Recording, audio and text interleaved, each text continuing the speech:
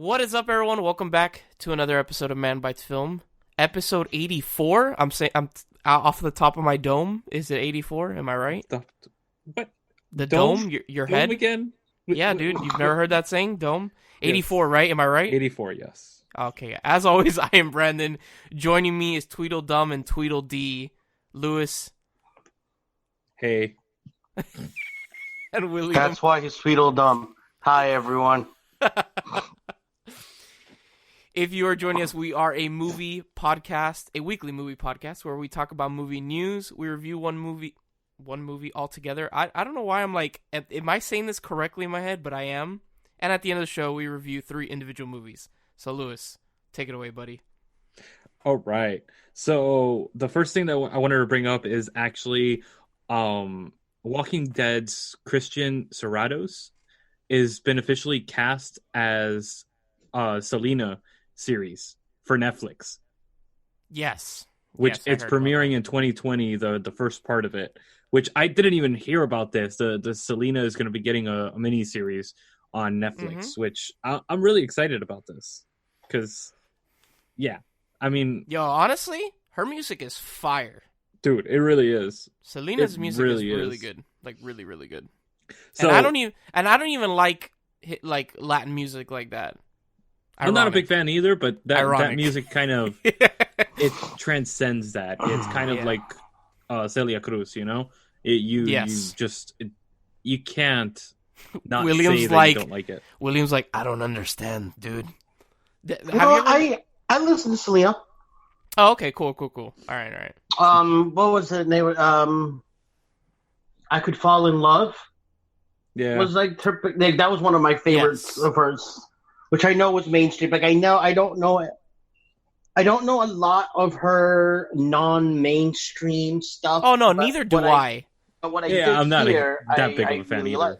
Yeah, I don't like follow Selena, but what I have heard, I'm like, yo, this is like pretty good. Like I wouldn't mind like if this came on somewhere, be like, oh yeah, I'll listen to this.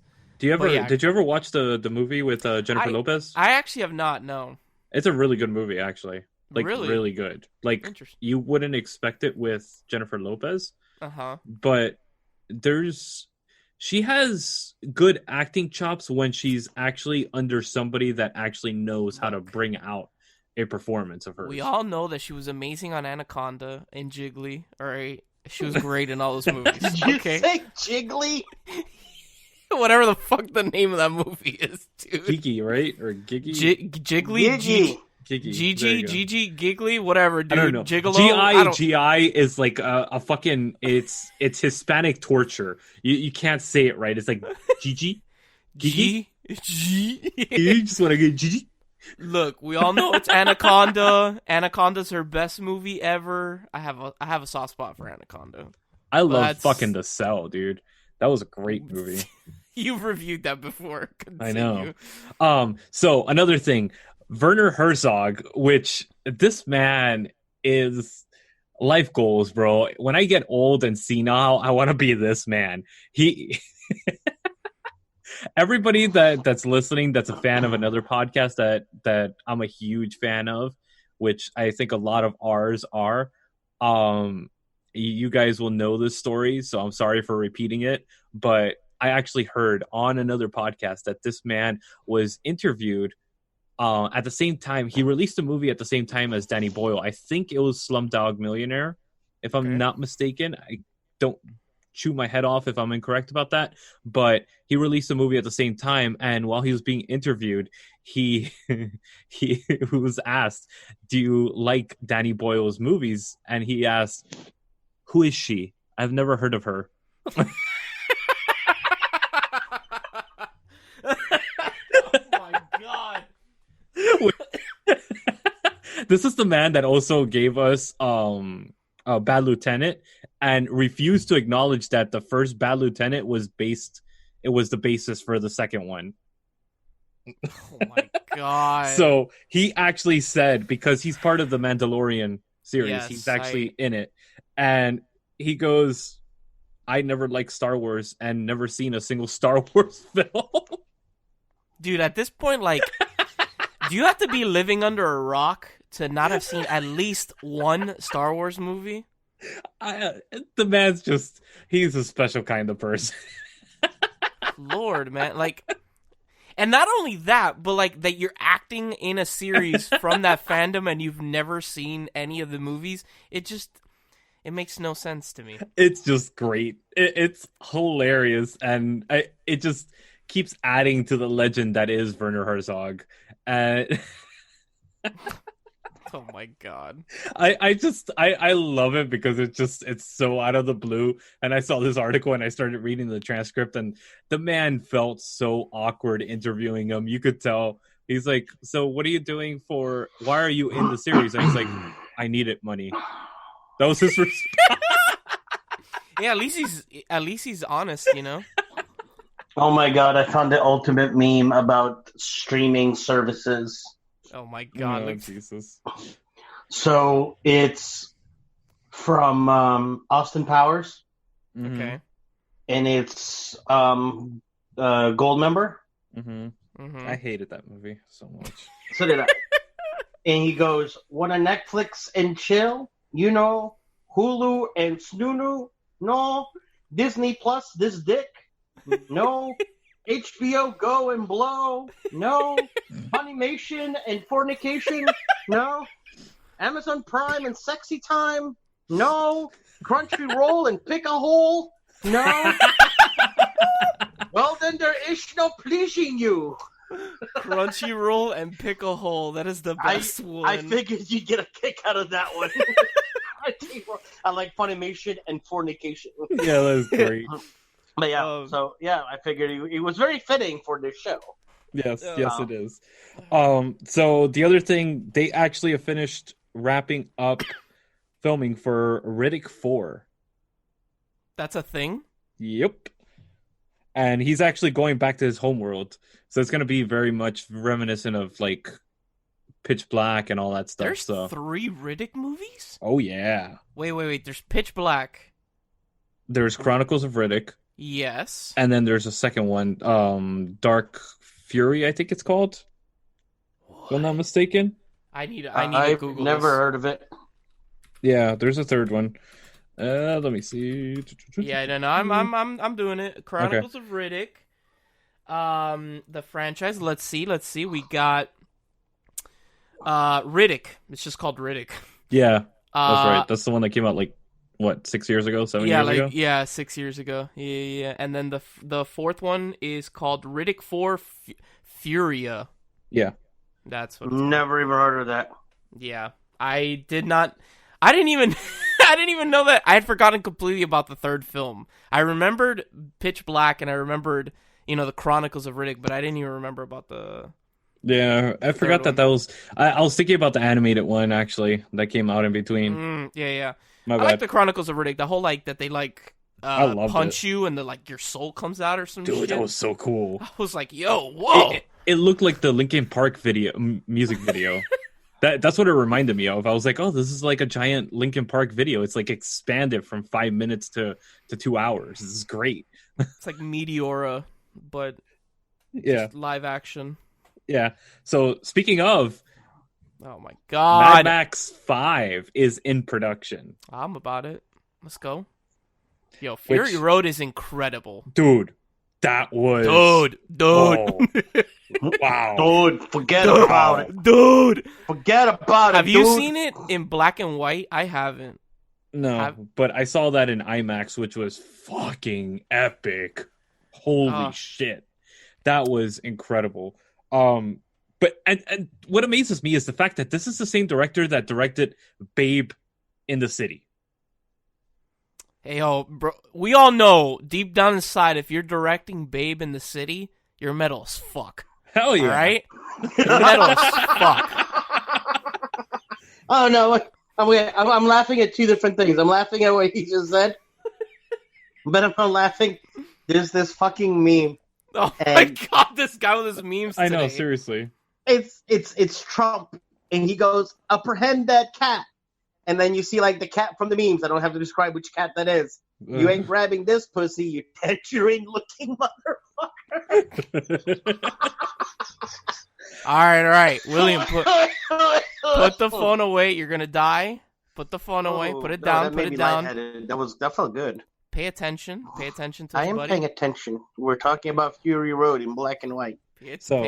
Next thing that came up on my newsfeed was Netflix and Nickelodeon are teaming up to produce films and TV series, which I'm excited. Yes.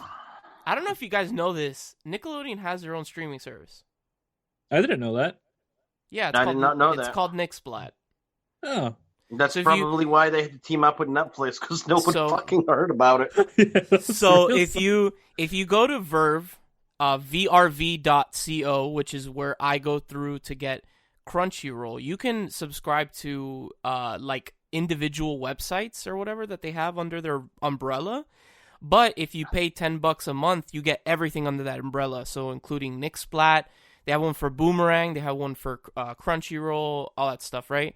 So Nixplat has like everything, like All Real Monsters, Doug. That's Hey what I was Arnold. about to say. I wanted to get it for All Real Monsters. Yeah, they have all that and stuff. Pete and Pete, because I fucking love that series. I don't know if it's like to the degree that like Disney Plus is, but I know that they do have a lot of stuff. But I don't know if they have Pete and Pete and like all the the really old stuff like Clarissa Explains It All and all that. Oh, I own that on DVD. I love that show. Of course you do, bro. A DVD, a dying thing. I don't know how to call it. Whatever, man. Anyways, so next thing. Whatever, bro. Speaking of donuts, Stephen Chow has officially announced that Kung Fu Hustle 2 is coming. Oh my god. fucking great. Which I love Kung Fu Hustle. I do too. So It's a funny movie. next thing is a horror movie that is Okay. coming out with a sequel too. Trick or Treat. Oh, I've never seen the first one. Is it good? What? Yeah, I've never seen it. Oh, I'm gonna get fucking beat up right now. yes. I mean, I've never seen it either, so whatever. Oh, that is gonna be one of my choices soon. No Halloween movies outside of the Halloween season. Halloween season just ended. You're gonna have to wait till next October. Oh, get the fuck out of here. Brendan, are you with me on that statement? Just Just say yes. Say yes. Our cornerstone is fucking horror movies. I'm gonna stay in my corner, okay? I'm gonna stay in my corner. I love you. Bitch. You bitch. No balls. No balls. Speaking Wait, about wait, no wait, balls, Wait, No! Ryan Reynolds Wait! is jumping on Fuck Thundercats. you! I had something to say. Wait. The floor recognizes Brendan. Wait. We were talking. Vetoed. We were talking about when we reviewed Halloween. We talked about it being the first slasher film, and then you brought up Black Christmas. Yes. You know it's getting a remake, right? Yes, it is. Okay, which comes out December 13th, Friday the 13th. I just wanted to bring that up because I don't know, I thought about that. I don't know if you're excited or whatever. I don't know. I don't know. The reason that movie was actually really good was because that it was the first of its kind. It's not a great movie. Yeah, it's a decent movie, but it's been done to death already, so it's, Okay, that's all I wanted to say. You can go back to Ryan Reynolds. So, Thundercats, the movie, directed by Thundercats. Michael fucking Bay. Oh, damn it. That was like an instant, like, the 1950s rockets during, like, testing where it's like, we got liftoff, and bam, it just crashed. So, like, and we went absolutely fucking nowhere. No! Who'd you think I was going to say? Anyone but that! I think Michael Bay's sole purpose in life right now is to make a movie of every Ruin our 80s. childhood. Yeah, every 80s like cartoon franchise and just fucking destroy it. Just light it on fire and make every kid that grew up in the 80s cry. Yeah, pretty much. They've waited their entire lives to see, Thundercats on the screen, and now they get this shit. God. Speaking about 80s, we are getting Gremlins in the big screen, everybody, from December 5th to December 11th through Regal Cinema. So if you got a Regal Cinema around you, you can actually watch Gremlins on the big screen the way it's meant to be watched. Is this every Regal Cinema, or is it kind of like just every Regal Cinema? Interesting. Okay. The first one, I'm assuming. Yes, the first one, the good one, the best one. The second one's not bad. The second one's not bad, but it's not the best one. No, definitely not. Definitely not. Actually, going back to Ryan Reynolds, he is going to be officially returning for Deadpool 3. They have officially announced it now. Was that ever, like, did we ever think he wasn't? They were speculating on it, and there wasn't official thing coming out saying yes. No. I mean, yes, but no. We all knew there was going to be a third one. We all knew Ryan Reynolds was come back. They're still talking about bringing back fucking what's his name to play Wolverine in Ryan Reynolds. I mean, shit. Yeah, but that's been speculation and that's fan theory all this time. They've been wanting it, but it doesn't mean that they're going to get it. I want it. Speaking about wanting it, I want this very much.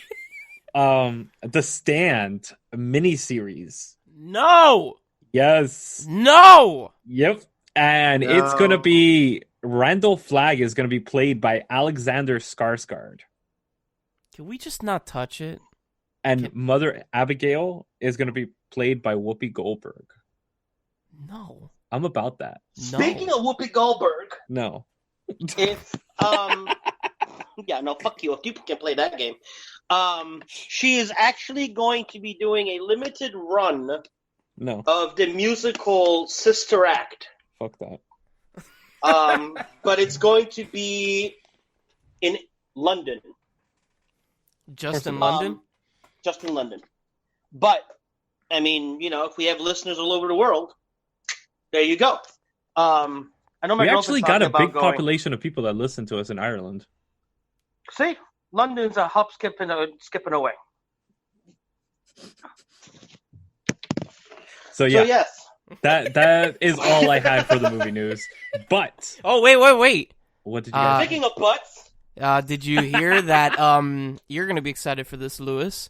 Amazon has gone and renewed Lord of the Rings series for a second season.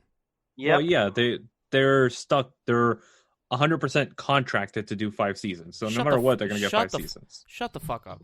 No, they're not. Yeah. They're contracted by to the family to do 5 seasons. He's been talking about this. This is really not news. It's news to everybody else. It's like, you know, doesn't masturbate to Lord of the Rings every night. But for the rest of the world, it could be news. Speaking of Lord of the Rings, are you going to MegaCon next year? And yes, we are. Guess what? They have announced not 1, not 2. I'm going to go LeBron James. Not 3, but all 4 Hobbits coming to MegaCon 2020. So if you're a Lord of the Rings fan, or if you know one, do we know one? Yes. Yes. And also to Toronto, too. Which, you know, it's going to be great. And I'm really... Okay, so there's half of me that's, like, really excited for you. And I'm hoping that this comes through and that it actually happens. There's the other half that is holding on to a fucking Kleenex for you because I can totally see one of them canceled at the very last minute. They actually got a contract together because they're doing all Fan Expo conventions. Where do you get this news from? Where the fuck do you who are you sucking off in the industry that you get this news, dude? I actually called Fan Expo after like an hour after they announced it because let's make this announcement. We are going to have a table at MegaCon and we are submitting for panels as well. So we submitted 3 panels to Fan Expo. So if you want to see Lord of the Rings based my dumbass face and these dumbasses, then yes, Branden is going to be there. Yes, and we're going to be doing a live show. We're going to be doing a live show. I'm going to be in full cosplay. So if you have seen any of my Fat Thor pictures, Fat Thor will be there as well. I think I might do. What do you call it? Definitely bringing him. I think I might do Good Burger. So what's their like policy on like me not wearing a shirt during a panel? I mean, if you're in cosplay, you're not wearing a shirt. You can't really be mad about it. No, but like, what if I'm not in cosplay, but since you're in cosplay, William, and I want to be shirtless with you, because I want to, like, I want us to feed off of our energy. I don't know, Lewis. What is the panel? We're gonna be doing a live show. Okay. It fits. It fits. All right. Let's lay it out there, bro. Let's lay it out there. Then you're gonna see these chunky titties out in the air, dude. Hey, we gotta do it in solidarity. So I'll be wearing only the what do you call it, the apron as well. No, dear God, it's gonna be an after hours panel. That's great. No, but so if you want to see all three of us shirtless for whatever reason, if you're at MegaCon, come say hi to us, man. I'd love to see yeah. all your beautiful faces. Don't scare them off already. That's a little too late. Jesus Christ, this is why we don't let you out of the room very often. No, but it's like, for real. meet Lewis. It's like, hey, this is not cinema. Meet William. Hey, you're topless. But meet Branden. I'm there. Hey, guys! No. No. So yes, let's go on to the next segment. Stay tuned, Please. and we'll let you guys know about the panels in the coming episodes, the coming weeks, what we're going to be doing at MegaCon. But yeah, stay tuned after this quick break when we come at you with the new, not so new segment, the movie bucket list. Special edition. Sorry. Branden, there's no drums anymore in this segment. Never. Welcome to an exploration of sight and mind, a travel through the world of films and the artists that bring you these masterpieces. Do you love films, directors, actors, cinematographers, editors, composers, or any of the hundreds of artists that bring you these feats of art? I am Luislacau, your host into the world of films, your guide to Man Bites Retro. Alright guys, welcome back for our new, not so new segment, the movie bucket list. We're going to be doing it a little bit different this week. So William asked us to basically pick a live action Disney film, and each of us picks one that we think deserves to be in the top 50 movies of all time, I guess, or movies that you should watch before you die. Well, I basically gave the boys homework, and it was simply, what movie do you think should be the highest ranked bucket list movie that Disney live action, not animated, because live animated, because animated is a whole different section. That's the Lion King. That's a new live genre. Animated. Live animated. By the way, after 22 fucking years of waiting, I finally saw The Lion King on Broadway. Yes, if you have the chance to go see it, see it. You were good. raving about it on Facebook. Oh my God! It literally sounded like you busted a nut for that shit. Like I was like Lewis being told that he's gonna meet the entire cast of Lord of the Rings on set of Lord of the Rings, wearing the Lord of the Ring while masturbating to Lord of the Rings. So God, I would love to see that shit. Oh my God! But yes, so it was like, what live action Disney movie do you think you should would rank the highest on a bucket list according to you? So, Branden, why don't you start us up? All right, so Lewis gave us he faxed us a link where an IMDb link basically. That had all the movies from the first live-action Disney film up until, the year 2019-2020.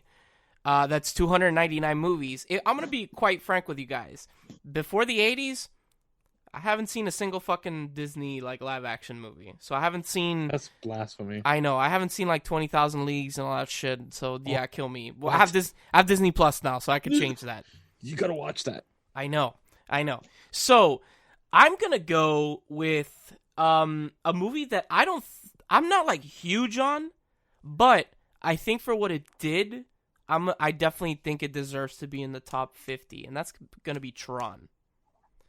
I don't think Tron is a great film per se. I just think that what it did in the 80s for CGI and all that, and special effects, I think you should definitely watch it.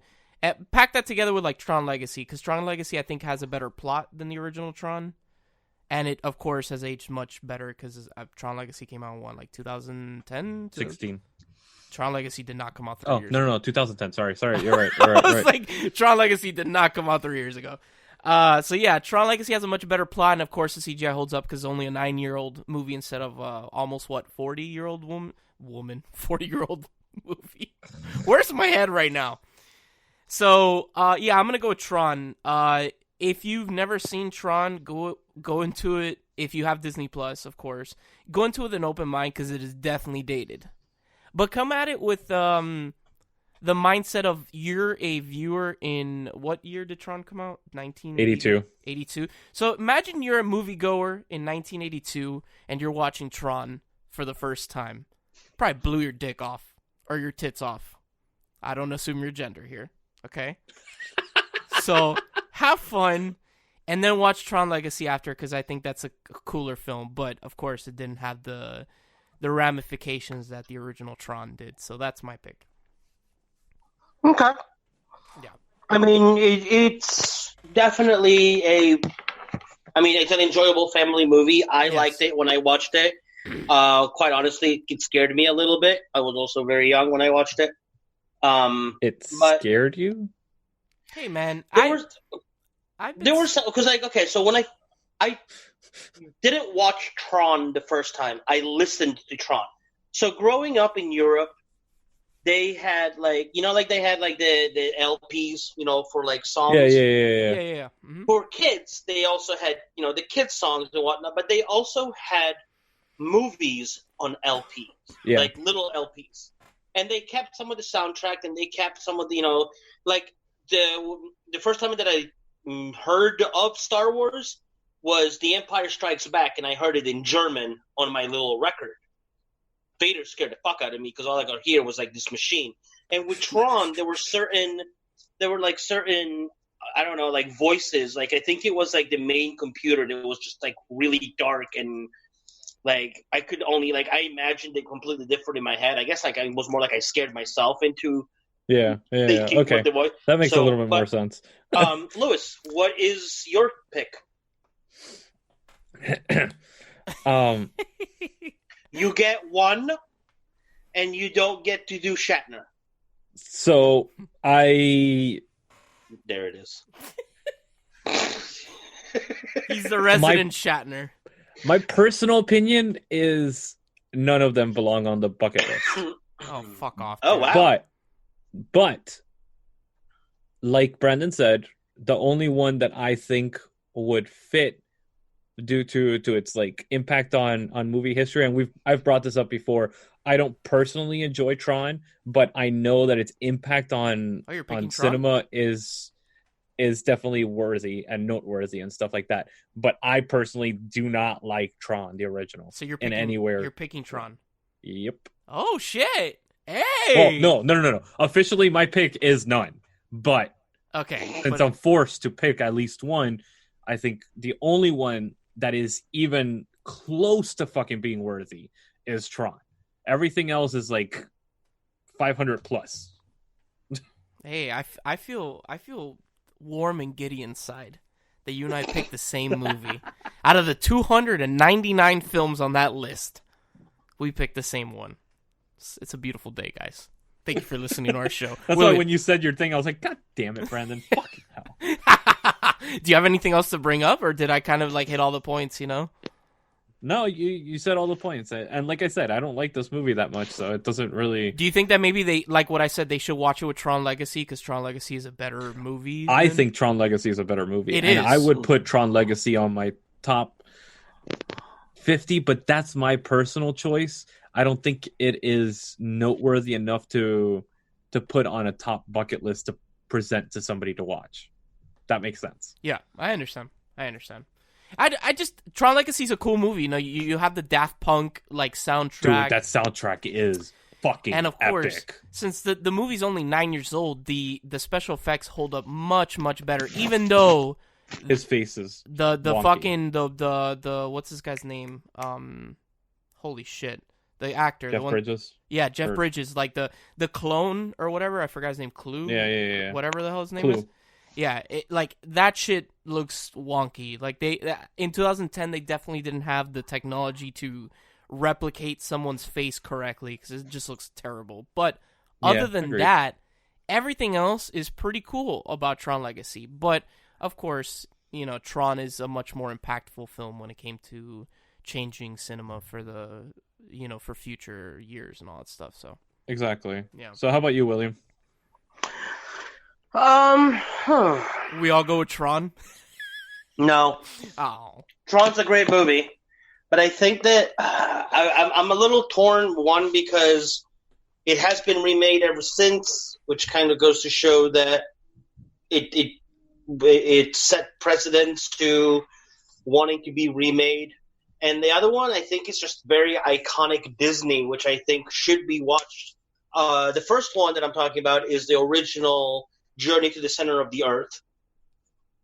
And the second one, which I think I'm leaning more towards, is 20,000 Leagues Under the Sea. I love both of those movies, but they didn't do anything for cinema. Well, it's not just like for cinema. It's just like, Well, if it's on, 'cause I mean, if like, it's in the top 100 movies, on our bucket list that we've gone, that we've said some movies belong on that list. Some of them really didn't do much for cinema. It was just that they are iconic. yeah. I could argue that point. And so because of the, you know, I am not doing they this. stood the test of time, and No, he's like, I can argue that point, and I'm like, I am not doing this. I am not about to do this. Nope, neither am I. But I'm gonna go with 20,000 Leagues Under the Sea. I don't believe that it's ever really been remade, and if it has, it obviously has not It has. been. Okay, but it obviously has not been as good as the original because where's this remake? You know? Yeah, no, it was a shitty straight to DVD movie, but Yeah, I fucking Kirk love. Douglas was Yeah. great Oh. in that movie. Yeah, And he was already up there in age. I mean, Kirk Douglas is like over 100 years old right now. I'm not exaggerating. The man, I think, is 101 years old. He's still alive? yeah. Yeah, he's still alive. God damn. Savage. And obviously, for those that don't know, if you've been living under a rock, he is, in fact, Michael Douglas's father. And we Yep. all know how old Michael is, so, you know, it makes sense in that he's over 101. This was the second thing I'd seen him in. Spartacus the first. I think Spartacus was the first one that I'd seen him. Yeah. And I mean, the iconic song. There's, you know, Yeah. I got a whale of a tale to tell you, lads. That's when I mean- when Disney was making good movies, when they were choosing classic stories like Robinson Crusoe, Swiss Family Robinson, 20,000 Leagues Under the Sea, which I'm a huge fucking Jules Verne fan. Jules Verne is lit. Dude, I absolutely liked it. I mean, obviously, you can see, you know, that the special effects may not have withstood the test of time, but for that time being and for many years to come, they were great. The movie itself is very well done. That's debatable. For The a Disney film movie back then, wasn't well done. It was entertaining and it captured our imagination, which is a completely different thing. The film was not well done. And that's why I didn't want to put it on this bucket list. If it was to choose out of the Disney movies, live action, those two would probably be like 1 and 2. So, William, I'm glad that you chose those two. But to say that the quality was good, that's a little debatable. okay. I mean, I have to check these out, man. Like I said at the beginning of the segment, I've never, like, pre-1980, I haven't really watched any of these films. So yeah, check out this one. Check out Leagues Under the Sea. I think you may actually, like it, because That is the best one out of all of those. I think what made me lean more towards this one than the other one is that the special effects on the other one are really bad. Yeah. Like, what's the other one? What's the other one? Journey to the Center of the Earth. Oh, okay, gotcha. Okay. Yeah, they're really wonky, like- but it's still like- good. There's this scene where there's this quote unquote giant lizard that's like looking over a rock and they're all scared. And you It's can like literally Doctor see Who it's special effects. No, Doctor Who. It makes Doctor Who look like they should be up for an Oscar nomination. No, I'm Okay? talking about Classic Who. It reminds me of Classic Who, like yeah. $250 budget. Who. Yeah, like you can see that it's like a 3-inch lizard that's zoomed in, superimposed with like the actors that are like, look scared and action. You're like, Yeah. Okay. So that 20,000 Leagues would be my pick for the bucket list, for Disney bucket list to be the highest ranked Disney movie. But Okay. I will not disagree that Tron is a good movie. It had some really great special effects for its time and is enjoyable, but I don't know. I may have to rewatch it again. Yeah, Anyway, I haven't seen it in a very long time, so I don't think it's enjoyable, but whatever. Yeah, whatever. All right, guys. Yeah, I think that concludes the segment. Yeah. All right, guys, so stay tuned after this quick break when we come at you live with the main segment of our show, the main review, which is my pick, The King. Just lucky you didn't have to repick.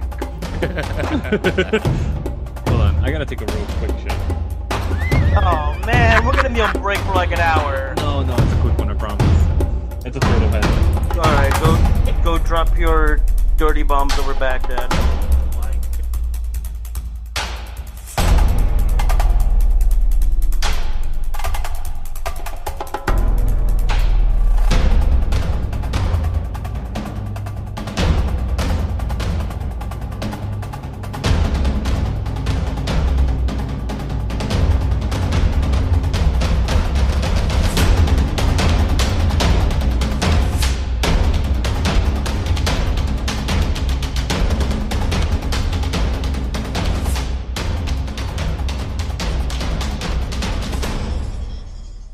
All right, guys, welcome back for our main segment of our show, the main review live, which is my pick, and we're reviewing The King, which is streaming on Netflix. So, what'd you guys think? Everybody there? Hello? Yes. So it's a good movie. It's very slow at first. Yes, it is. But it goes into a lot of detail. It is not historically accurate. No, it is actually based on William Shakespeare's Henriade. Yeah. And the big thing is somebody that like I've studied I studied history because I was living in Europe at the time. But when they killed the Dauphin on the battlefield, I'm going, what is this shit? This is not how the Dauphin dies. Like, there's taking liberties, and then there's taking liberties. I actually think he did a really good job. Robert Pattinson. Robert Pattinson did a fucking fabulous job. Yeah, he really did. Dauphin. He really, really did. It was slow, but it was interesting. Okay, so the entire time I was watching the movie, I was kind of comparing it to another movie that we reviewed on the show, Outlaw King, if you guys remember. Yep. That's what I was thinking too, actually, when I was watching it. Yeah. They're very different movies. And this is a better version of it. You like The King more than Outlaw King? I completely agree with you, Brandon, that it was a very slow beginning. Yeah. But once it got to the point where I knew why it was being slow, I started appreciating it more. And yes, it pissed me the fuck off that it wasn't historically accurate, because the same thing that William said, as soon as they killed the Dauphin, I was like, the what? So coming from somebody that is not like as versed in that part of history, what actually happened to Dauphin? The Dauphin actually died a few months later after that battle, and stipulation has it that he died of dysentery. Oh, okay, gotcha. Due to his march. Yeah. So technically, he died from his march. Technically, he died from the battle, quote unquote, but infection, not. Yeah. Okay. Well, yeah, because like in the actual battle, the Dauphin never even lifted a sword. Like he stayed in the back. Like he didn't partake in the battle. I know it's not historically accurate, but it is very cool to like him be like, "Let's go, let's fucking do it," and then he just starts slipping and like making himself look like a fucking fool in front of everybody, and then like Henry's just like, just fucking kill him. Just go stab the shit out of him. Let's go. I'm done with this shit already. I think it was a needed plot point for them to do that. because obviously they built up the villain so much that they needed to do that. And again, the fact that this is to take on William Shakespeare's play, quote unquote William Shakespeare's play, it is. Wait, hold on, hang on. What do you mean, quote unquote William Shakespeare? Do you really want me to get into this? No, I don't. No, let's not. In 10 words or less. William Shakespeare didn't write his plays. Gotcha. Okay, moving on. I would debate that, but let's move on. Move on. There's proof of it too. We're moving on. Well, it's not just one play, but yeah, it's part of what's it called, a tetralogy or something. It's like multiple plays put together. This is only a couple of them. It's like basically Henry's father, and then when Henry becomes king, and after his father passes away, and all that stuff. I appreciated what it did, which was the fact that there was this general that was war-torn general, and he was done with war. He didn't want to fight, yet he knew when he could and couldn't. And I really appreciate that in a movie, because they make these generals seem like they're fucking bloodlusting, most of them. Yeah. And they weren't. They really weren't back then. They were not these like fucking savages like they portray them in movies and stuff like that. A lot of them, especially the trained ones that were generals and such, they were very careful with their armies. They weren't as callous as they portray them in movies. If they were as callous as they were, nobody would have a fucking army to stand on. Yes. So it's like, no, you can only have so many people. And yes, there is callous generals, but those people usually don't last long. I appreciated the pace because it showed the menialness of war. It actually didn't feel like a long movie, and it is a long movie. It's a 2-hour and 20-minute film, which is longer than the average film, which is what, an hour and a half, right? The average film. It did not, for me personally, it did not feel long. Yes, it didn't. It didn't. It's very well acted. Everybody does an incredible job. My favorite scene actually in the film is when he gives the speech. When King on the battlefield. Yeah, when he gives a speech and not really a speech. Yeah, when he's like screaming at his men, like, you know, don't like basically be like huddle together. Don't let the space between you, like, you know, don't let it grow apart. Like, become this membrane. Like, I thought like the way he did it. I don't know. It seemed very visceral, and it seemed like a speech, like a real speech that someone would give on a battlefield, instead of like very soft spoken. It was like you could tell that the actor was like screaming, and it was hoarse. And, I don't know, it felt real, and I enjoyed that a lot. I really enjoyed the realism of this film too, and there's a lot of it. So let's get. I like the part, like it was very Game of Thrones when like there's in the middle of the battle. Like he gets surrounded by everybody, and he's like trying to gasp for air. Yeah, Sir John. And I'm like, oh, that's very Jon Snow right there. Which I thought, I don't know if it was that on purpose. It's kind of like a nod to Game of Thrones, or if it just happened to be looking the same. But I liked it. It was cool. I enjoyed the movie. I really did. What did you guys think of the actual battle? Like how it was shot, all that stuff. It could have been better. It was kind of all over the place, and there was no real, like, it just felt like the director just put a bunch of cameras and said, go. Okay. Hope for the best. Well, okay, so yes, but I liked it because it served its purpose in the film, but I didn't enjoy that. It did. But the thing is also like now where it's like, we can push a button here in fucking New York and launch a rocket halfway across the world, and everything is like, calculated. I liked it because it kind of gave you a feel of how the battles back then were. Yes, you had the military generals that were like, we're going to advance these people, and we're going to be hiding over here. We're going to have the archers. But once the battle starts, it's exactly that. It's just chaos. Mayhem. Yeah. It's mayhem. You don't know what's going on. You don't know who's who. And then once the mud kicked in and you don't realize, like, is he on my team? Is he not on my team? Yeah. Am I killing the right person? I liked it because if that's how it was meant to be done, he did a really good job with it. If he did it the way you said it, where it's like, here's 10 cameras in the middle of the battle, let's hope for the best, then it was an accidentally well done scene. I just, the biggest thing is, like, I like the controlled chaos. Like say like a Braveheart movie and stuff like that, where the chaos is very much like that. It is very chaotic, and there's scenes that you could tell that they were like who's who. But also you got to remember, most of these people, they wore different outfits, especially the French and the English. So the fact that their armor is exactly the same is complete bullshit. They wouldn't wear that because, first of all, they're battling against each other. And very much like the Japanese would actually wear different colors, so did the French and the British. They wore different colors to represent who they are and what they're doing.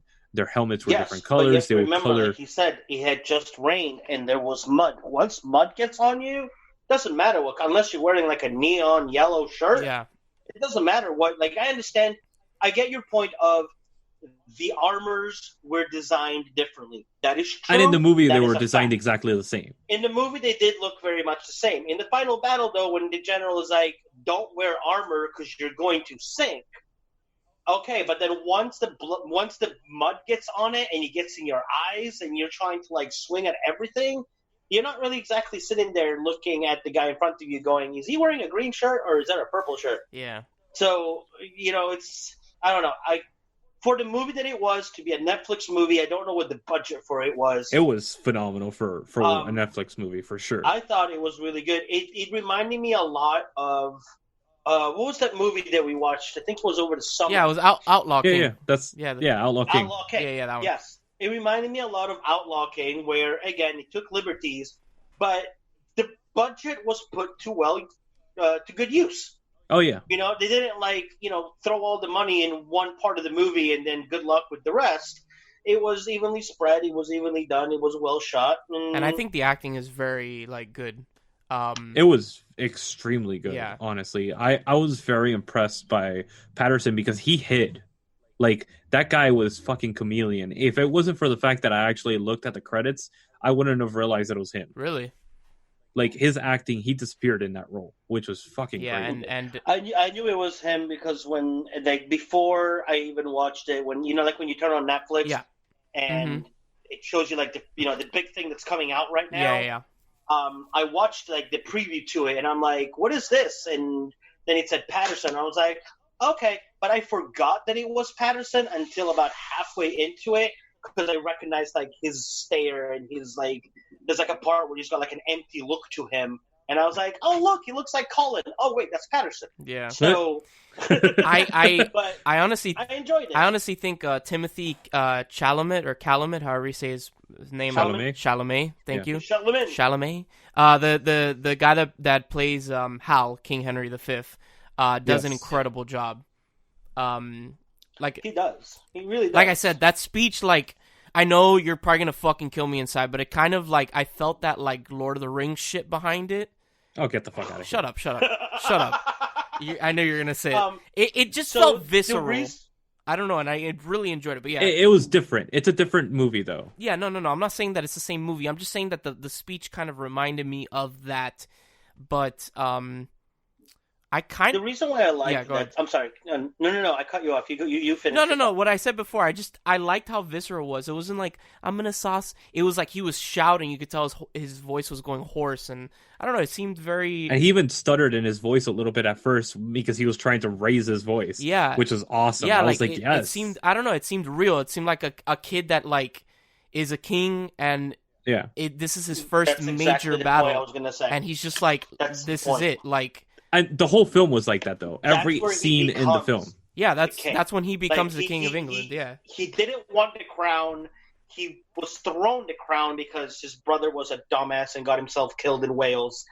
And by the way, that kid's that's Tommen. That's Tommen from Game of Thrones, by the way. Game of Thrones, yeah.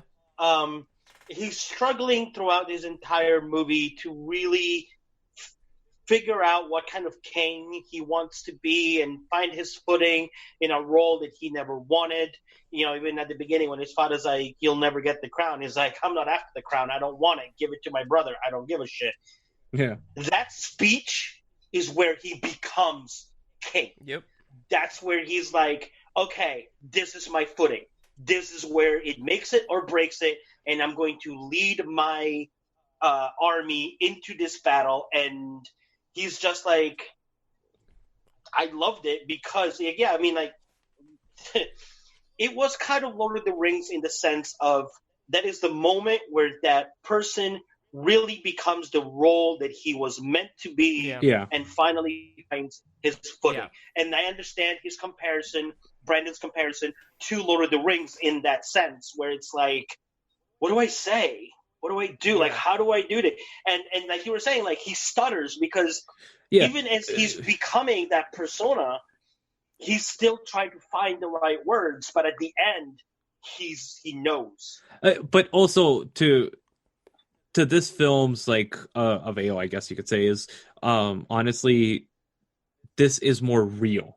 Yes, this is more what I feel would actually happen on a battlefield. Lord of the Rings is a lot more Shakespearean drama. Like, oh, this is ironic, right? This is ironic. Lord of the Rings would be Shakespearean drama, but this is based on Shakespeare. Yeah, it's more. Ironic. It's more like, okay, I have time to plan this out. This speech, like Independence Day speech. You know, it's that timed effort that you don't have on a battlefield. He's not a fucking politician. He doesn't come up with a speech on the spot. It's this guy just randomly actually felt the need to bring his family together. You know. Yeah. Lord of the Rings, he also had like 3 movies to get into that role. This dude had like an hour and a half, 2 hours, or 2.5 hours. I also really, really enjoyed the scene towards the end of the movie when Henry talks to Catherine, the woman that he's gonna marry, the French princess, I guess. Oh, the French princess, Yes. And she basically, he's like, okay, we're not gonna talk French anymore, and she's like, well, but how am I gonna learn? And he's like, oh no, you'll learn. And then she's like, bitch, I know how to speak in English. It's like, damn, all right. But also, I was kind of annoyed by how easily he was turned by her. It was like, you didn't trust these people, yet you did. It's like, what? How easily were you given evidence? But she has no reason to lie to him. But she has no reason she to lie to him. does. She's the fucking, princess of fucking France. Of course she does. Yes, but you have to remember, she's the princess of France, but she was against the war. So if she would have given him wrong information, she would have added flame. Because you have to remember, King Henry V happens in the middle of the 100-Year War between England and France. Yeah. This is a moment of peace, as short as lived as it was. So by her lying to him, she would have just added fuel to the flame. She was a pacifist. She did not want the war. Yeah, but that doesn't come out in the film. They don't portray that in the film. Yeah. Well, they don't, but they do, because she tells him basically, you have a spy within your realms. And that's how he figures out that the old man was the guy that lied about the assassin and brought him to war that should have never happened, all because he wanted to, bring peace and make him whatever else. And that's when after, at the very last scene, he's like, I will give you my trust, you give me yours, and we will rule together. Yeah. It doesn't matter that we're from different countries. So I liked that scene because it wrapped it up very well, and it showed that even for a couple of years or however long it was, there was going to be peace in the middle of this century-long war, and where like tens of thousands, I want to say at least, of people died, where nothing really happened because France never invaded England and England never invaded France, but they kept fucking fighting each other because they thought that was going to be the end-all to end-all. But anyway, I'm sorry. I just think that the scene is nice because, it's interesting because she finally shows him. I think he finally realizes that he shouldn't be as trustworthy. He shouldn't let other people's words sway him. Because in the beginning, the only reason. But what pisses me off is that everybody's been saying that to him since the beginning, even his fucking father. I know. But again, now that he's king and he's found himself, he realizes it.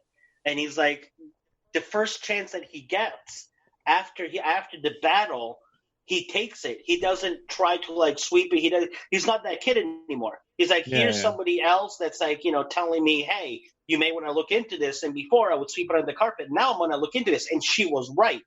So again, it ties in with the whole transition from little playboy prince running with the commoners to King Henry V.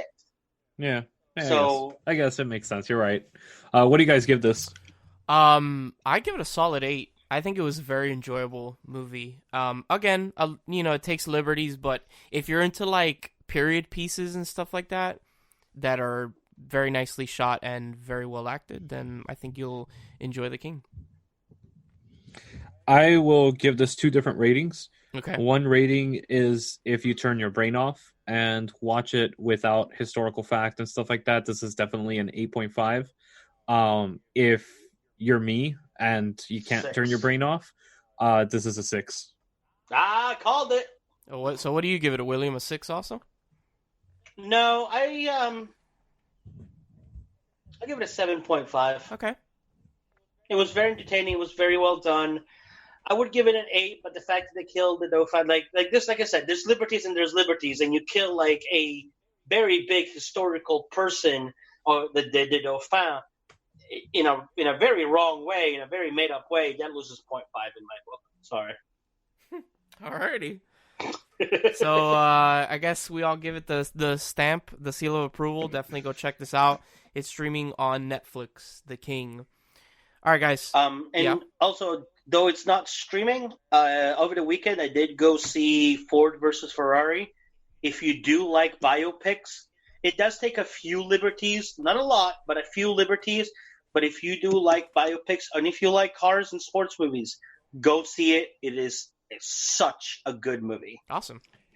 Yes, I agree with William. That is a 9.5 out of 10 for me. Wow, you saw it too? Okay. All right. Yep. All right. All right, guys. So stay. Did you see the cellar door part? Yes. I was so like, yeah. It doesn't give away anything in the movie. I'm sorry, Branden. No. Go ahead. But it really plays into it. So I went to go see it, and there's this scene where you see Matt Damon pull up in the car. And when I watch a movie, I like to see like everything that's going on surround. And there's this restaurant in bright yellow in the background, and he clearly says the cellar door. And I smiled, and I'm like, Louis has to see this movie now because that is great. So yes, anyway, I am done. All right, Branden, you can go ahead and close out the segment. All right, guys. So stay tuned at this quick break when we come at you, not live, never live, with the final segment of our show, the individual reviews. Yes. As the songs of awakening rang through, the world was created. The silence was broken. Middle-earth, with its rolling hills, broken mountains, flowing rivers, and beautiful forest, was created. Cellar Door is a journey into the mythology, the mystery, and the beauty of Middle-earth. Sit back. Close your eyes. And imagine. All right, guys. Welcome back for the final segment of our show, the individual reviews, never live. Louis is going to be going first. Yes. And my pick this week is going to be something that this director has become one of my favorite directors of this century so far. He made Harry Potter a good series. He actually made a movie that would have been really fucking boring in space, and it turned out really good. Oh my god. 2001: A Space Odyssey? Then he also did a movie, I know the movie that is personally one of my favorites. Oh, dear Children God, of Branden, Men. what is the movie? Is it Gravity? Nope, shut up. So the movie that I was talking about was, he's the director of Harry Potter and the Prisoner of Azkaban. I know which movie it is. Okay. Yeah, go ahead. So the movie came out right before Prisoner of Azkaban. It's called Y tu mamá también. I know, I knew it. Alfonso Cuarón, which is a amazing director. He's a fucking banger of a director.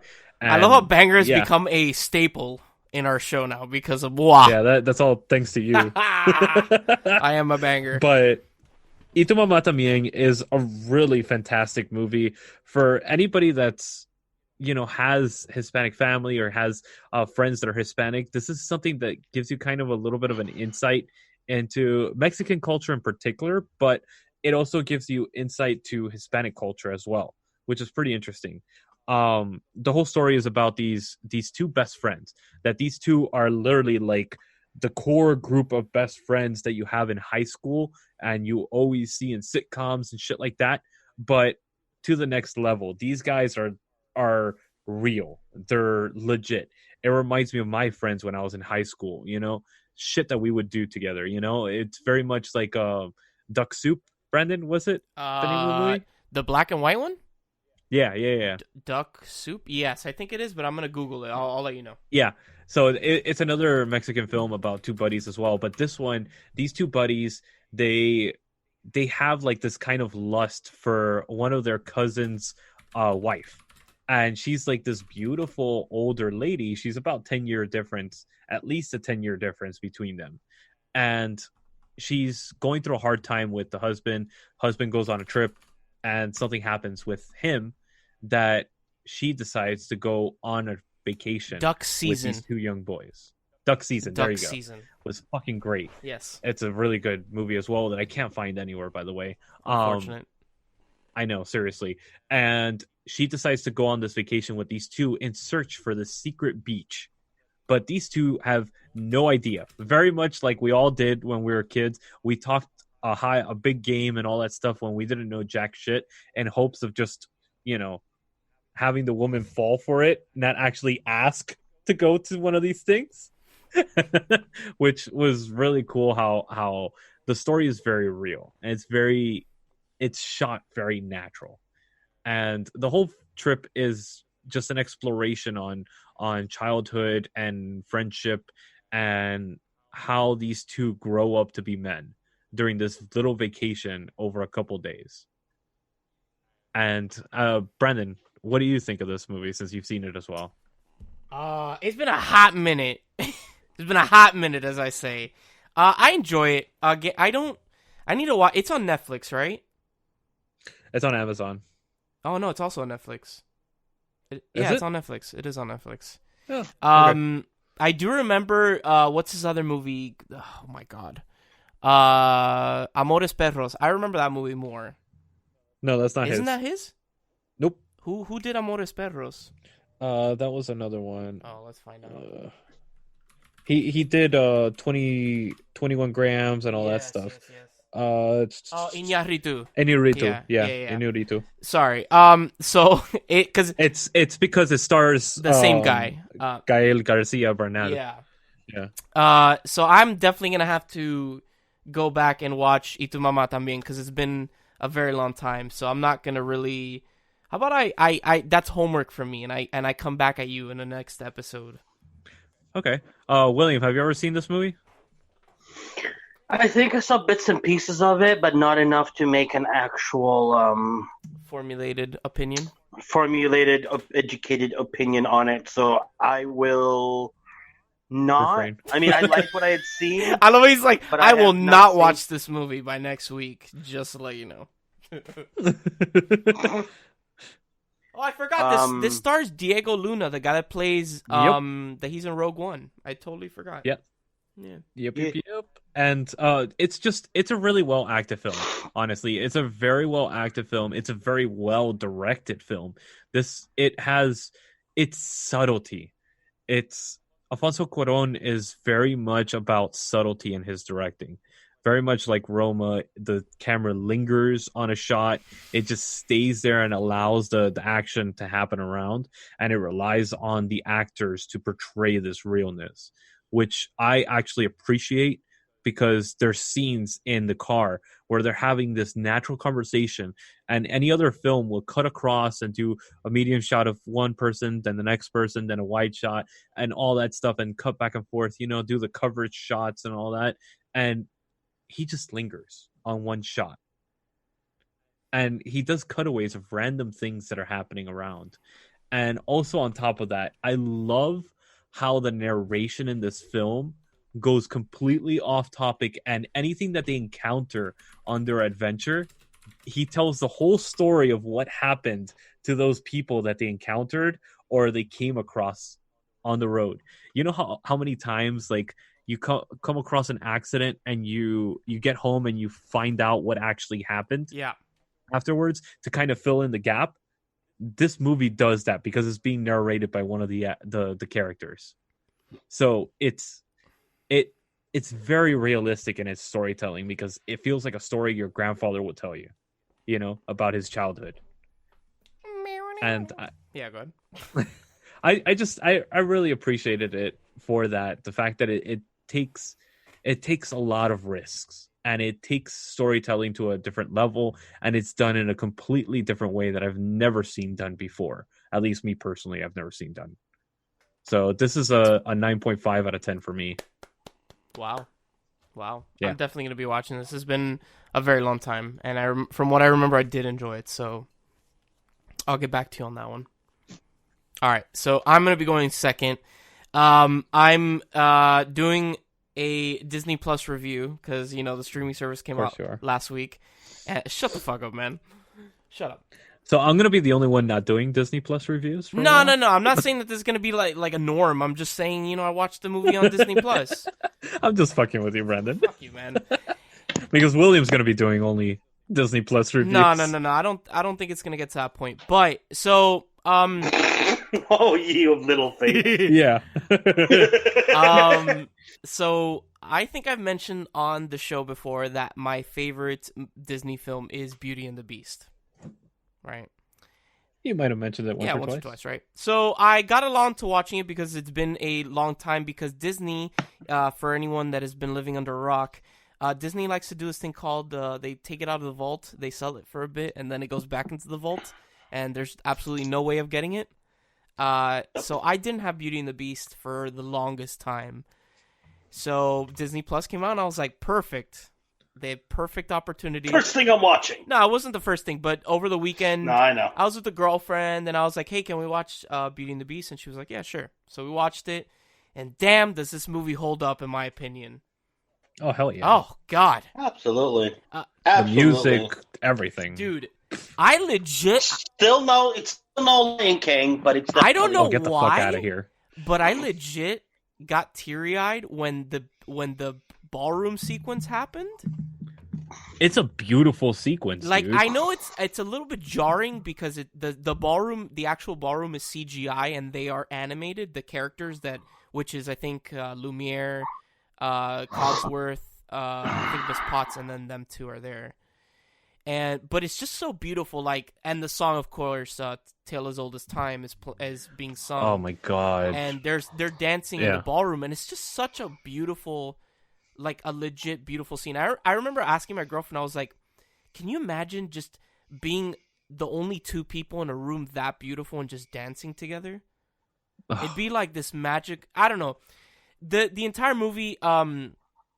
Going back to what you said earlier, William, about getting scared of like things like in a movie or something. Ironically, when I was a kid, the beginning of this movie actually kind of scared me. The sequence when it shows the castle, and then the narrator basically talks about how he's turned into the beast through it with the glass stained windows. I don't know why. There was something just creepy about it. Like the music, it was kind of like off key, and then I don't know, but the pussies. I guess I'm a pussy. Whatever, dude. Wholeheartedly. But yeah, it's just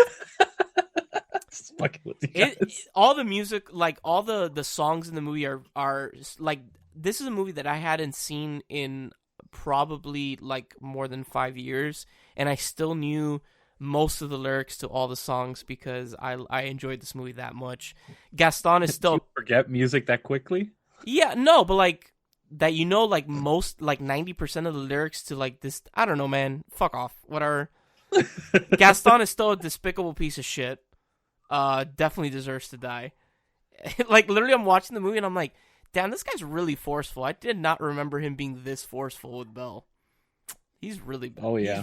He's like borderline rapey. Yeah. Yeah, and dude, the Disney Renaissance, man, like the animation standards in that time were just like top notch. Everything, the castle, the way the characters look, everything, man. I think this is my favorite Disney movie. It holds up. I give it like a 10 out of 10. I absolutely fucking adore this movie. So I'll tell you this: this transcends. This film is, I would say, it's the only Disney film that transcends animation. In what sense? Like, I think this actually goes beyond animation because it creates the atmosphere that an actual live action film does. Mhm. It creates a fantasy realm that you could delve into like that. I think the closest other film to this is Sleeping Beauty, and even that has its limitations. This one just takes the concept of Have you Sleeping seen Beauty. The Lion King? Oh, shut up. No. Also, it's something I didn't bring up. Belle is actually like smart. She's not this ditzy woman. exactly. She's actually educated, which is brought up in the movie that, you know, that it's actually bad if a woman actually formulates thoughts and opinions and shit like that, which I just love, and the music. The music is bar none the best soundtrack of all the Disney movies. Yeah. By far. Mm-hmm. This is a 10 out of 10. This is in my top 25 of all time. Really? I fucking love this I did movie. not know that you liked Beauty and the Beast this much. Yeah. Beauty and the Beast and Sleeping Beauty are the only two Disney movies on my top 50. Beauty and the Beast is such an incredible movie, and I was so glad. Like, this is why I like Disney Plus so much, because it finally, you have a place that you can concisely watch everything, and also watch movies that, because Disney, it was so hard to get their movies, to buy them, that it is so now easily accessible to everybody. So Yeah, because Disney, fuck you for price gouging everybody. yeah, Disney's like, haha, we know that there's a market for this shit. We're gonna fucking milk you all dry. It's like, fuck Yeah. you, man. So yeah, 10 out of 10 from me, 10 out of 10 from Lewis. What do you give it, William? I don't know if you like Beauty and the Beast as much as we do. So, Beauty and the Beast, The Lion King's was my own doing. Beauty and the Beast, Little Mermaid, Aladdin, Hercules. I know all these movies literally by heart, word for word, song by song. It's what happens when you have a little sister who is the right age target market in the middle of Disney Renaissance, and VHSs were a thing that was new to her, but she learned how to use them very quickly. So every goddamn night, one of these fucking movies was on. So literally, yes. Do I love Beauty and the Beast? I absolutely do. It's probably in the Renaissance, like from like the 80s, 90s, and 2000s. It's probably one of my top 5 movies for Disney animated. But I am so tired of it I understand. that I'm like, oh my god. This is when Brendan was like, oh, I haven't seen it in a few years, so, I kind of remember some stuff. I'm going, oh yes, I have to remind myself, not everybody knows this fucking movie by heart because they don't have a younger sister who needs to shove it down their goddamn throat every goddamn night. So yes, I enjoyed it. Goddamn. I liked Jesus. it. All right. Christ. So William, close out the show. And I give it, Yeah, go ahead. I Sorry. give it a good 8.5 out of 10. Okay. All right. So we all definitely What? enjoy this movie. It's okay. It's fine. It's fine. It's fine. It's What? okay. It's What? 8.5. It's a good fucking score. okay. Leave it to the Harry Potter fan. Fucking hell. Oh, whatever. All right, William. Round it out, buddy. What's your review for this week? Okay. So obviously mine was of Disney Plus. Of course it is. There's no secret there. And rewatching it as an adult, like when you rewatch cartoons, you don't get a lot of when you watch cartoons when you're young, you don't get a lot of the true meaning behind them, or some stuff that may be of the adult variety, but you don't get it. Uh-huh. So this past week, I ended up rewatching the first 4 episodes of X-Men. Woo. And holy shit, was it a political fucking statement Oh, right hell from yeah. the goddamn start. I did not pick up on it when I was watching it, because to me it was just granted they were still new, because that's how I started getting into the whole Marvel lore, was watching X-Men on Saturday mornings.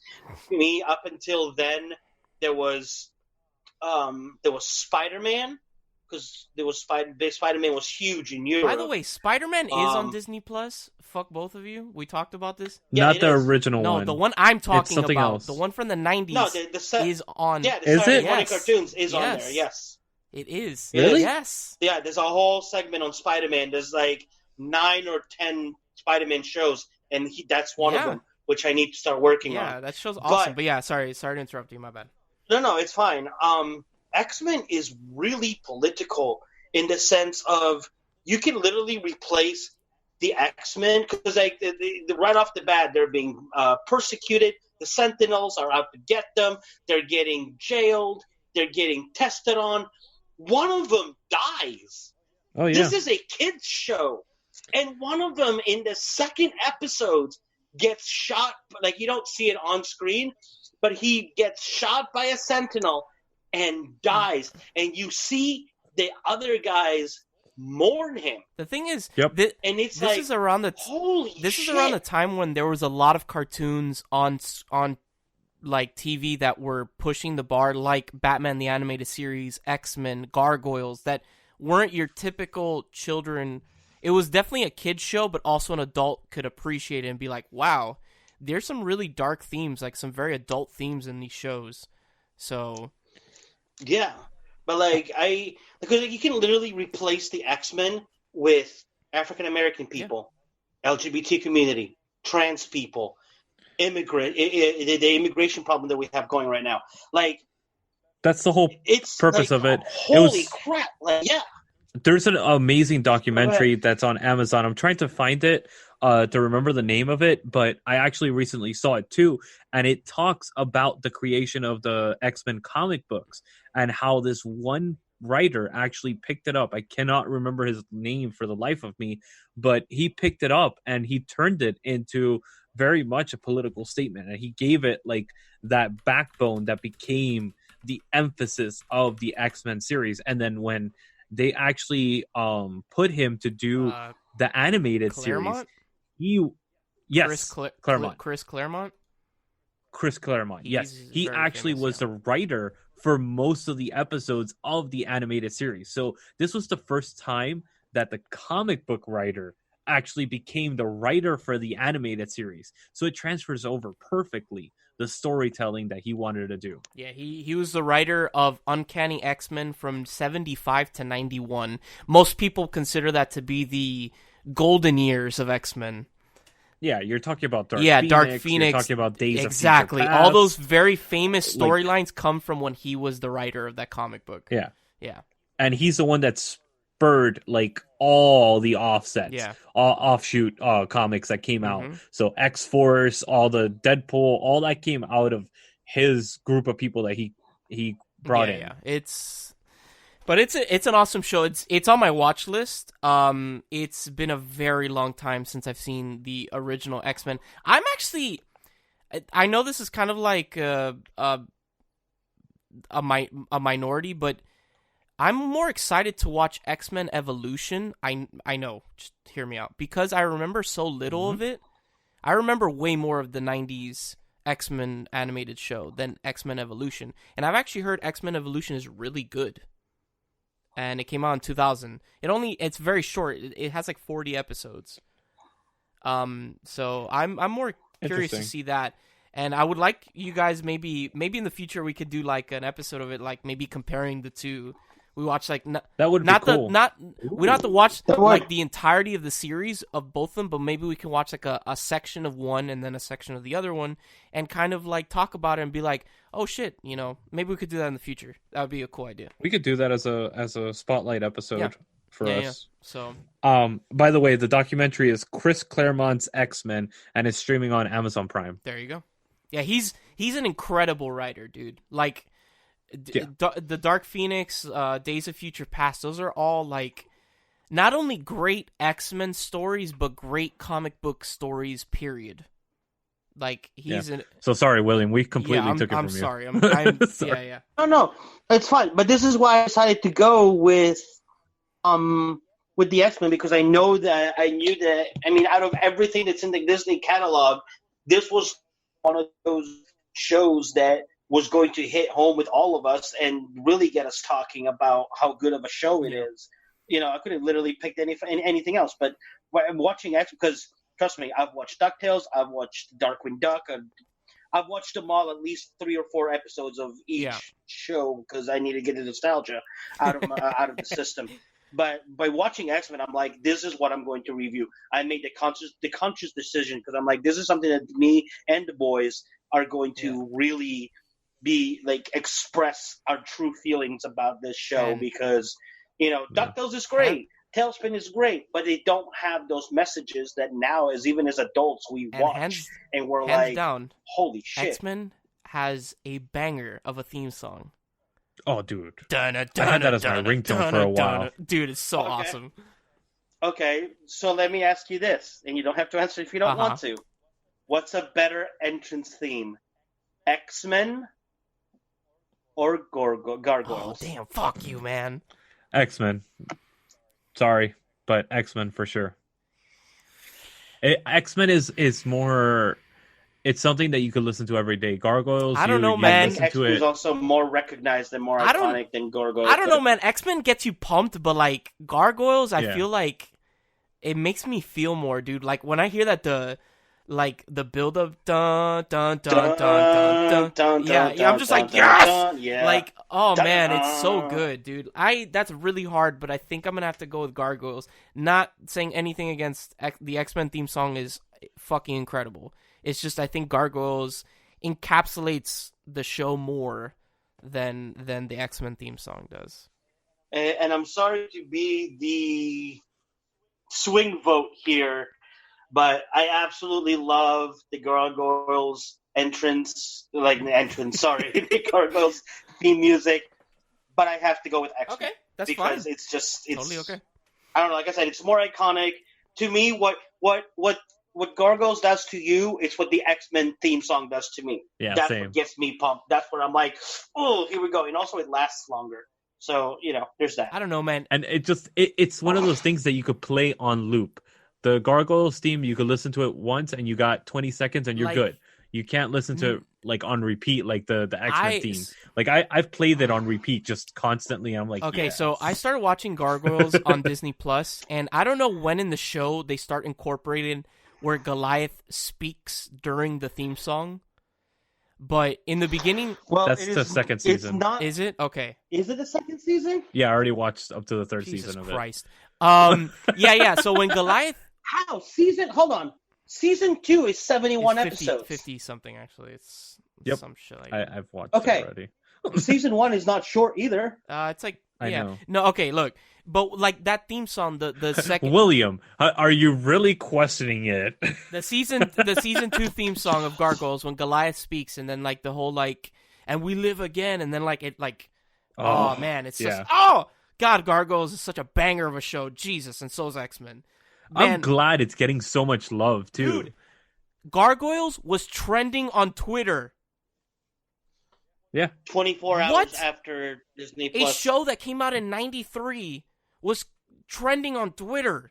That is insane. Yeah, they're talking about rebooting it. David, what's his name? Yeah, the guy that voices Goliath. Goliath. Yeah. He's already talked about said coming that back. If they do it, he's coming back. There's word that Xanados, which if you don't know, he was also number 1 in Star Trek: The Next Generation. Said that he'd consider coming back as well. So it's there, guys. You want to do something for the fans? Riker, you mean? Yeah, number 1 Riker. It's the same shit. And also number 1. Also, they kept the original episodes. These are the unedited Gargoyles, by the way. Speaking of, no, it's X-Men. We're talking X-Men, but because there were a couple episodes which they only aired once, and after that they had been edited because they had been deemed too adult for children. One of them being when Brooklyn accidentally shoots the detective. In the original show, you can see the blood splatter onto his hands. And then after that, it was edited where the blood splatter is not seen.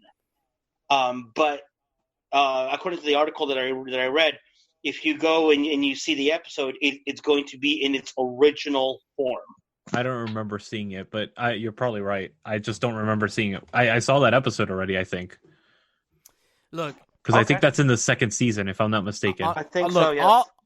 At the end of the day, I think what we're all saying is the 90s have some great cartoon series that you should definitely go watch. If you have Disney Plus, you can get Gargoyles and X-Men and the other X-Men show that I was talking about, Evolution.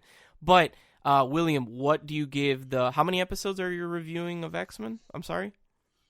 I reviewed the first 5 episodes. Okay, so what do you give the first 5 episodes of X-Men? Probably a good 9.5 out of 10. Okay. It 10 is, out of 10 yeah. for me. I love this show. I'll give it a 9. I definitely enjoy X-Men a lot, and I've seen it probably like about 8 or 9 it's times. on my watch list. There's a lot of stuff on my watch list, like Disney Plus. I've said it to the boys. Disney Plus is the first time that I've ever been overwhelmed with a streaming service.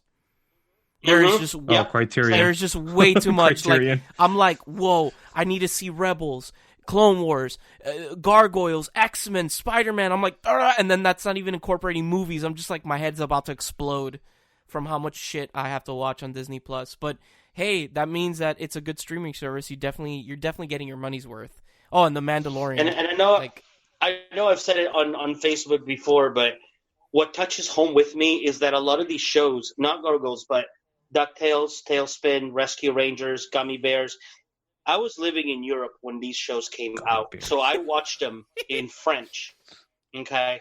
So watching them in English is great, but the fact that Disney Plus offers them dubbed in different languages, including the language that literally I grew up with watching these cartoons, literally is childhood hitting home 100%.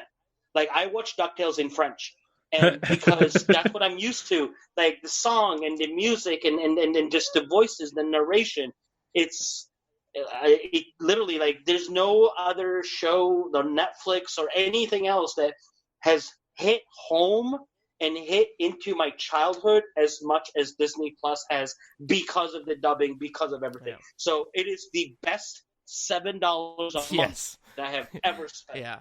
But you know what's an interesting one? They also have dubbed in simplified Chinese. What the hell does simplified Chinese mean? Yes. I'm interested in Chinese Chinese in itself is not a language. There are different dialects. Correct, it's Mandarin. And there's Mandarin, but there's also a different Cantonese. Yeah. Simplified Chinese is, if I'm not mistaken, Mandarin, but it's like saying this is in simplified Spanish. What is simplified Spanish? Spanish, you have Spanish from Spain, the Spanish that you learn in class. But then if you go to Puerto Rico, if you go to Cuba, if you go to Nicaragua, if you go to Chile, it is all different dialects of Spanish. It is not what you learn in the classrooms. Simplified Chinese is, if you were to learn Chinese, it is the Chinese that you would learn in a classroom through so it's as basic as it gets, without dialects, without different words, without different things. It's so that entry level people that took Chinese can have a chance to actually pay attention or follow. All right. That's cool. Right. So, that's interesting. So it's like Hindi. Here. What was that? So it's like Hindi. Yes. I said here. Him. No, I was actually talking more towards you, William, but it's okay. You can both say what you said again. All right. I was just simply saying here endeth the lesson, but apparently he just kept going with the lesson. So. All right, so William, it's your pick for next week. What are you picking, bud? Okay, so I'm going to give you boys a choice. Oh, God. So you can pick a movie that's about a lost treasure and trying to find lost treasure. Or you can pick a movie that has two Oscar-winning actors. Well, actor and actress. But two Oscar-winning actors. What genre is it? What, the second one? Yeah. I think it's an adventure. I think they're both kind of like under adventure. How, And yes, how they are old are both these Disney. movies? You asked way too many questions. They predate all of us. Well, that's not that hard. Okay. You want to go with the Well, I'm not picking the Mighty Ducks, is you what want I'm to go with saying. the Oscar one I'll go or with the second the one. Oscar? I'll go with the second one. Yeah, Let's go with Oscars. that one, William.